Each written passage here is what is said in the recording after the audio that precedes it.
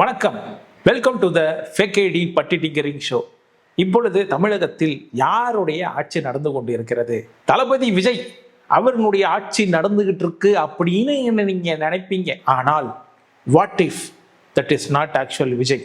விஜய் போலவே அச்சு அசலாக தோற்றம் இருக்கக்கூடிய ஒரு நபரை வைத்துக்கொண்டு ஆட்சி நடக்கிறதா அப்படின்ற சில கான்ஸ்பிரசி தியரிஸ்லாம் ஓடிட்டு இருக்கு.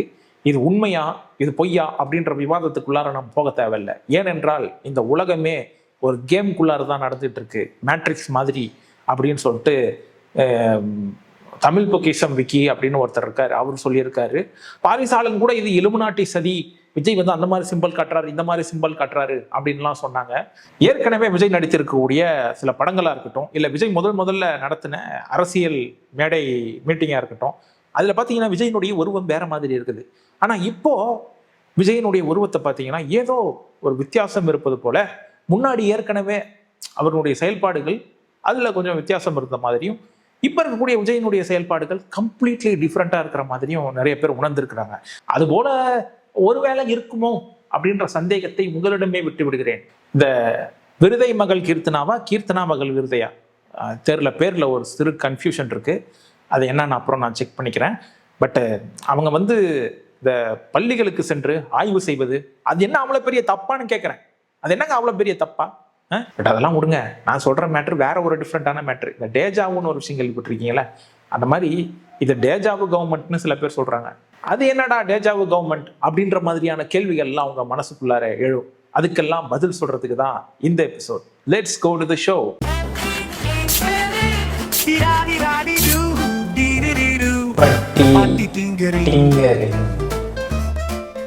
டேஜாவு, வாட் இஸ் டேஜாவு? அதாவது நம்ம வந்து ஏதோ ஒரு விஷயத்தை செஞ்சுக்கிட்டு இருப்போம், ஏதோ வழியில் நடந்து போயிட்டு இருப்போம், ஏதோ ஒரு காட்சி ஏற்கனவே இந்த மாதிரி நடந்திருக்கே அப்படின்ற மாதிரி தோணும். இப்போ மேட்ரிக்ஸ் படத்தில் வர மாதிரி ஒரு பூனை இப்படி நடந்து போவோம், இந்த பூனை ஏற்கனவே நடந்து போனதை பார்த்த மாதிரி இருக்கே அப்படின்ற மாதிரியான உணர்வுகள் ஏற்படும். உங்களுக்கும் நடந்திருக்கும், ஏதோ ஒரு சம்பவம் நடக்கிறப்போ இந்த சம்பவம் ஏற்கனவே நடந்த மாதிரி இருக்கு அப்படின்றத டேஜாவு அப்படின்றாங்க. இந்த டேஜாவுக்கு ஏகப்பட்ட விளக்கங்கள் கொடுக்கப்படுகிறது. அதுவும் தமிழ் பொக்கிஷம் விக்கி கிட்ட கேட்டீங்கன்னா அது ஒரு கிளிச், மேட்ரிக்ஸ்குள்ளார இந்த கேம்ல இருக்கோம்ல, நாம இந்த கேம்ல இருக்கக்கூடிய அது ஒரு கிளிச் அப்படின்னு அவர் பதில் சொல்லுவாரோ தெரியாது. ஆனா நாம ஏன் இதை டேஜாவு கவர்மெண்ட் அப்படின்னு சொல்றோம்னா, சிஎம் விஜய் செய்ததாக சொல்லக்கூடிய, சிஎம் விஜய் ஏதோ ஒரு பெரிய முயற்சியை செய்து கொண்டிருப்பதாக ஏதோ ஒரு நரேட்டிவ் இன்ஸ்டாகிராம் போஸ்ட்லயோ இல்லை ஒரு ஃபேஸ்புக் போஸ்ட்லயோ இல்லை வேற ஏதோ ஒரு சமூக வலைத்தள போஸ்ட்லயோ நீங்க சில விஷயங்களை பார்க்க முடியுது. இந்தியாவிலேயே ஏன் இந்த வேர்ல்டுலேயே முதலாக இத்தனை லட்சம் ஆமை குஞ்சுகளை கொண்டு போய் கடலில் விட்ட பெருமை ஒரே ஒருத்தரைத்தான் சேரும், ஏற்கனவே நடந்திருந்தாலும் சரி. இந்த மாதிரி சம்பவம் இது மாதிரி ஏகப்பட்டது நடந்திருக்கு, ஆனா இதுதான் ஃபர்ஸ்ட் டைம் அப்படின்னு சொல்ற மாதிரி சில நரேட்டிவ்லாம் செட் பண்றாங்க பாருங்க. இந்த மாதிரி நிறைய நரேட்டிவ் வளம் வருது. அதனாலதான் இதை டேஜாவு கவர்மெண்ட் அப்படின்னு சொல்றேன். விஜய் உண்மையிலேயே அதெல்லாம் செய்யலையா அப்படின்னு கேட்டீங்கன்னா செஞ்சிருக்காரு. அப்கோர்ஸ் அவர் நிறைய சாதனைகளை புரிந்து கொண்டிருக்கிறார். ஆனா அந்த சாதனைகள்லாம் ஏற்கனவே மு.க. ஸ்டாலின் செய்த மாதிரியோ, ஏற்கனவே எடப்பாடி பழனிசாமி செய்த மாதிரியோ உங்களுக்கு தோன்றும். அப்படி தோன்றினால் அது முதல்வர் விஜயனுடைய குற்றம் அல்ல, உங்க மனசுக்குள்ளார இருக்கக்கூடிய அந்த டேஜாவு அப்படின்ற ஒரு விஷயம் இருக்கு பாருங்க, மேட்ரிக்ஸ் கிளிச் மாதிரி, அதனுடைய குற்றம். அதை புரிஞ்சுக்கணும் நீங்க. அதனாலதான் இந்த டேஜாவு கவர்மெண்ட்ன்ற. விஜயை பொறுத்த வரைக்கும் நிறைய விஷயங்கள் புதுசா செஞ்சுட்டு இருக்காரு. ஆமை குஞ்சுகளை கடலை விடுறதா இருக்கட்டும், இல்ல இந்த use and throw water bottle இருக்கு பாருங்க, அதை டிஸ்பென்சர் மிஷின்ல போட்டா அந்த வாட்டர் பாட்டிலை எடுத்துக்கிட்டு ஒரு 5 ரூபா காயினை நமக்கு கொடுக்கறதா இருக்கட்டும், இப்படி பல விஷயங்கள் வந்து விஜய் முதலாக செய்திருக்கிறார். ஆனா இதெல்லாம் ஏற்கனவே முன்னாள் முதல்வர் மு.க. ஸ்டாலின் ஆட்சியிலேயோ அல்லது அதுக்கும் முன்னாள் முதல்வர் எடப்பாடி பழனிசாமி ஆட்சியிலேயோ அவங்க செஞ்ச மாதிரி இருக்கும். ஆனா இதுதான் ஃபர்ஸ்ட் டைம் அப்படின்ற மாதிரி தோணுது இல்லைங்களா? This is called the deja vu government. தப்பு அவங்க கிட்ட இல்ல, உங்க மைண்ட்ல அது ஒரு கிளிச். அதை சரி பண்ணிக்கோங்க, அங்கிட்டு போகக்கூடாது. வேற என்னென்ன அப்படின்னு பார்த்தீங்கன்னா, திமுக ஆட்சியில பல ஸ்கீம்கள் கொண்டு வந்தாங்க, நலத்திட்டங்கள் அப்படின்னு சொல்லலாம். அந்த ஸ்கீமை எல்லாம் பட்டி டிங்கரிங் பார்த்து ஒரு அடுத்த கட்டத்துக்கு கொண்டு போய் நகர்த்தி கொஞ்சம் மெருகேற்றி அந்த திட்டத்தை இன்னும் நிறைய பேர் பயனடைகிற மாதிரி வேற ஒரு திட்டமாக மாற்றி அதுக்கு ஒரு பெயர் இடலாம். ஆனா அவ்வளவு சிரமப்பட தேவையில்லை. நம்ம என்ன பண்ணலாம்னா, ஏற்கனவே அவங்க திட்டம் வச்சிருக்காங்களா, மகளிர் விடியல் பயணம். நடுவில் என்ன இருக்குது? விடியல், தூக்கு விடியல, மகளிர் பயணம். எப்படி? முதல்வர் மருந்தகம், முதல்வர்னு எதுக்கு இருக்கு? தூக்கு. மக்கள் மருந்தகம். கலைஞர் மகளிர் உரிமை தொகை. தூக்கு. கலைஞர் நமக்கு என்ன தேவைப்பட்டாளா? அது எதுக்கு வைக்கிறீங்க? அம்மா உணவகன்னு வைக்கிறீங்க, ஓகே. அதெல்லாம் கலைஞர்னு வைக்கிற. தூக்கு தூக்கு. கலைஞரை தூக்கிட்டு மதிப்பு மிகு மகளிர் திட்டம் அப்படி வச்சுக்க வேண்டியதானே? வச்சுட்டாங்க. முதல்வர் படிப்பகம். அது என்ன? முதல்வர் மருந்தகம்லயே முதல்வரை தூக்கியாச்சு, அப்புறம் இதுல மட்டும் விடுவோமா என்ன? தூக்கு இதுலயும். முதல்வர் படிப்பகம் இல்ல, வெறும் படிப்பகம், அவ்வளவுதான். இங்கு நல்ல மீன்கள் விற்கப்படும். இதை விட சிறப்பான பெயர் மாற்றம் என்னன்னா, இந்த நான் முதல்வன் திட்டம். அதுல மட்டும் எப்படி முதல்வன் இருக்கலாம்? தப்பு இல்லைங்களா? அதனால நான் இங்க என்ன பண்றோம்னா, அதை திறன் தமிழ்நாடுன்னு மாத்திக்கிறோம். அது என்னங்க திறன் தமிழ்நாடு? அதுக்குள்ளலாம் போகாதீங்க. நீங்க கொஞ்சம் கஷ்டமா இருந்தாலும் பரவாயில்ல, எங்களுக்கு பிடிக்கலைங்க, நாங்க பெயர் மாற்றம் பண்றோங்க அப்படின்னு மாற்றி இருப்பார்கள் அப்படின்னு நினைக்கிறீங்களா? அதெல்லாம் கிடையாது. ஆக்சுவலி திமுக கவர்மெண்ட் வந்த உடனே இந்த மாதிரி பெயர்களை தான் வைத்திருக்கணும். அவங்க சரியாக அதை கவனிக்காததுனால அதை சரி பண்ணி இருக்கிறார் தலைவர் விஜய். இதுல குற்றம் குறையெல்லாம் நீங்க கண்டுபிடிக்க கூடாது. அவரால என்ன செய்ய முடியுமோ அதை செஞ்சுக்கிட்டு இருக்காரு. சும்மா எதுக்கு எடுத்தாலும் அவரையே குறை சொன்னா என்ன அர்த்தம்? நிறைய பேர் குறை சொல்றாங்க. அப்படிலாம் பேசாதீங்க, இது தவறு. இப்படி நிறைய விஷயங்களுக்கு நாங்க பெயர் மாற்றம் செய்தோம். இந்த சிங்கப்பெண் அதிரடிப்படை இதெல்லாம் புதுசா நாங்க கொண்டு வந்தது. இன்னும் வேற என்னன்னா புதுசா நீங்க கொண்டு வந்தீங்க அப்படின்னா இருக்கு. லிஸ்ட் ரொம்ப பெருசா போயிட்டு இருக்கு. ஆனா அதெல்லாம் இனிமே தான் வரும். அன்னபூர்ணி சூப்பர் 6 அந்த மாதிரி நிறைய வந்துகிட்டு இருக்கு. இட் வாஸ் ஆன் த வே, வந்துட்டு இருக்கு. கொஞ்சம் கொஞ்சமா வந்துட்டு இருக்கு. 6 மாசம் டைம் கேட்டாங்களா இல்லையா? வருது, கண்டிப்பாக வந்துவிடும். அது வரைக்கும் சும்மா இருக்க முடியுமா? பெயரெல்லாம் மாற்றம் பண்றது. இது வரைக்கும் தமிழ்நாடு அரசு எவ்வளவு நிதியை செலவு செய்திருக்கிறது, என்னென்ன திட்டங்களுக்கு செலவு செய்திருக்கிறது, நேரடி பயனாளராக ஏற்கனவே திமுக காலகட்டத்தில் செய்திருக்கட்டும், புதுசா என்னென்ன செய்திருக்கிறார்கள் அப்படின்னு மக்கள் பார்ப்பாங்களா இல்லையா? இப்போ பத்திரிகையாளர்களை விஜய் ஏன் சந்திக்க மாட்டேங்கிறாரு அப்படின்ற கேள்வி ரொம்ப அறிவாளித்தனமான கேள்வி இருக்கும். அவங்க கேட்டா அதுக்கு என்ன பதில் சொல்றது? என்ன பண்ணியிருக்கீங்க? பெயர் மாற்றம் பண்ணியிருக்கிறோம் நாங்க. நான் முதல்வன், திறன் தமிழ்நாடு, முதல்வர் மருந்தகம், மக்கள் மருந்தகம், முதல்வர் படிப்பகம். படிப்பகம் இங்கு நல்ல மீன்கள் விற்கப்படும். தூக்கு. மீன்கள் விற்கப்படும். அப்புறம் கொஞ்ச நாள் கழிச்சு எதுக்கு மீன்கள் விற்கப்படும், பின்ன மான்களா விற்கிற? தூக்கு அப்படின்ற மாதிரி விற்கப்படும். அந்த மாதிரி ஏதாவது நடக்குமா அப்படின்னு நீங்க எதிர்பார்க்குறீங்க. பட் அந்த மாதிரிலாம் நடக்காது. சிறப்பாக ஆட்சி செய்து கொண்டிருக்கிறார் முதல்வர் விஜய். அவர் நிறைய பேர் நக்கல் அடிச்சுட்டு இருக்கிறாங்க. ஆக்சுவலி இவருக்கு புதுசு புதுசா பண்றாரு பார்த்தீங்களா? நாம குஞ்சுகளை கடல்ல விடுறது, முதலாக படிப்பகம் திறக்கிறது, முதலாக இந்த ஃபோர்டு கம்பெனியை உள்ள கொண்டு வர்றது, இந்த மாதிரி நிறைய விஷயங்களை புதுசா செய்யறாரு. இதெல்லாம் செய்யறதெல்லாம் மக்கள் கிட்ட கொண்டு போய் காட்டணும், அதை ப்ரொமோட் பண்ணணும். புதுசா பண்றத. ஆனா என்ன ஆகுதுன்னா அதெல்லாம் காட்ட வர்றது இல்லை. சில பேர் நடுவில் போய் நின்றுக்கிட்டு வித்தை காட்டுகிறார்கள். அதனால தாவேக அரசுக்கு இதுல மிகப்பெரிய சிக்கல் எழுந்திருக்கிறது. என்னன்னா ஆளாளுக்கு அமைச்சர்கள் அவங்களுக்கு சம்பந்தமே இல்லாத துறைகளா இருந்தா கூட பரவாயில்ல, கேமராவை தூக்கிட்டு போய் யாருக்கிட்டையாவது போய் ஏதாவது கேள்வி கேட்கணும் அப்படின்னு போய் கேள்வி கேட்கறது. அதுலதான் விருதை மகளா இல்ல கீர்த்தனா மகள் விருதையா, தப்பா அது சொல்லிட்டனோ, விருதை மகள் கீர்த்தனாவா, சாரி, விருதை மகள் கீர்த்தனா அப்படின்ற ஒரு அமைச்சர் இருக்காங்க இல்லையா, தப்பா சொல்லக்கூடாது, ஹானரபிள் மினிஸ்டர்.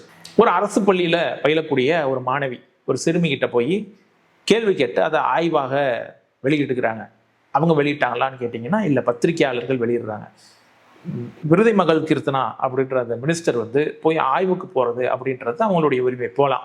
ஆனா அவங்க துறையில தான் ஆய்வு போகணுமா, இது அவங்களுக்கு சம்மந்தம் இல்லாத துறையா அப்படின்றது யார் கண்ட்ரோல்ல இருக்கு? முதல்வர் தான் கேட்கணும். முதல்வர் கண்ட்ரோல்ல இவங்க இருந்தா எல்லாம் கரெக்டா நடக்கும். ஆனா நிர்மல் ராஜா என்ன சொல்றாரு? அவர் வேற மாதிரி பேசுறாரு. அந்த பக்கம் பார்த்தா ராஜ்மோகன் கல்வித்துறை அமைச்சர் என்ன சொல்றாரு? அவர் வேற மாதிரி பேசுறாரு. இதுல உள்ளுக்குள்ளார மாறுபட்ட கருத்துக்கள் நிறைய இருக்குமோ அப்படின்னு தோணுது. பட் என்ன கேட்டா பேசிக்கலி இது அவங்க செய்திருக்கலாம், ஆய்வு செய்யறோம் அப்படின்னு சொல்லிட்டு போய் கேள்வி கேட்கறது, இதெல்லாம் ஒரு மினிஸ்டரா அவங்க போய் பண்றதுக்கு உங்களுக்கு உரிமை இருக்கா இல்லையா அப்படின்ற கேள்வியை விட ஏன் கேமராவை தூக்கிட்டு போகணும்? அதாவது கட்சியில யாரா இருந்தாலும் சரி, என்னவா இருந்தாலும் சரி, அவங்களுக்கு ஒரு மோட்டோ இருக்கு, ஒரு மோடஸ் ஆப்பராண்டி இருக்கு. அதாவது விளம்பரம்.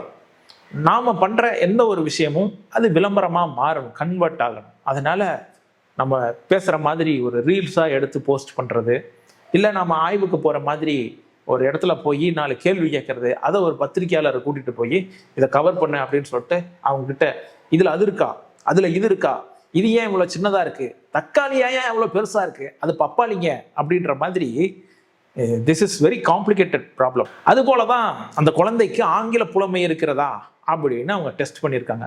What is your father, what is your father? அந்த குழந்தைக்கு பதில் சொல்ல முடியல. அந்த குழந்தைக்கு ஆங்கில புலமை இல்லை அப்படின்றத நம்மளால கண்டுபிடிக்க முடியுது இல்லையா? அப்படிங்களா?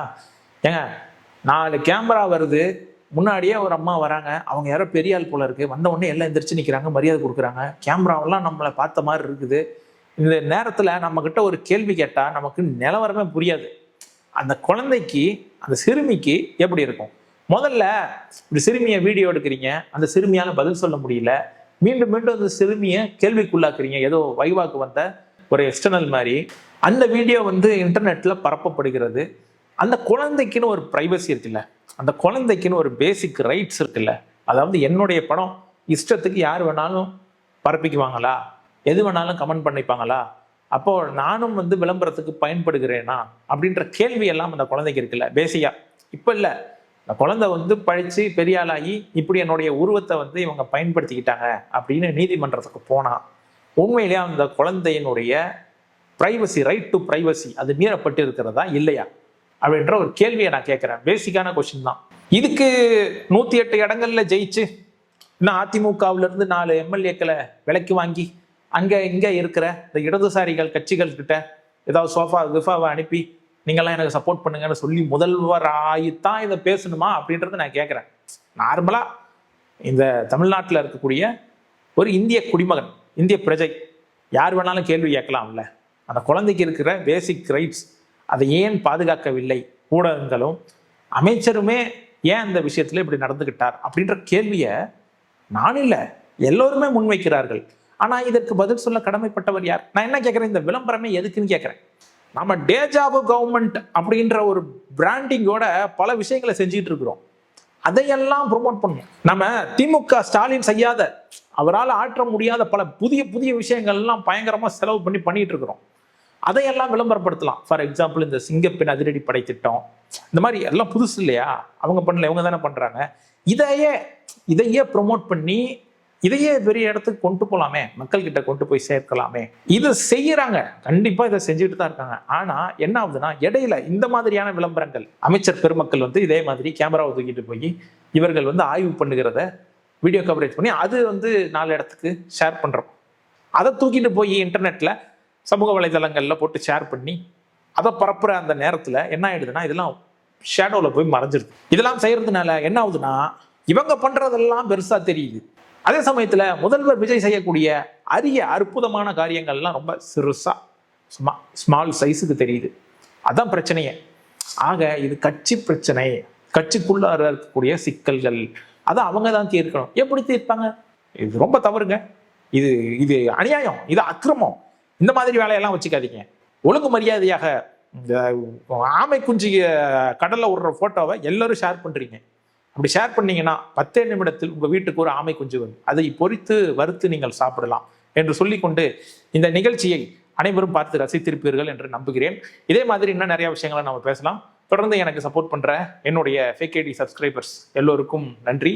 மேலும் என்னுடைய ஃபேக் ஐடி சேனலுக்கு சப்போர்ட் பண்ணணும் அப்படின்னு நினைச்சீங்கன்னா சூப்பர் தேங்க்ஸ் ஆப்ஷனை பயன்படுத்திக்கோங்க.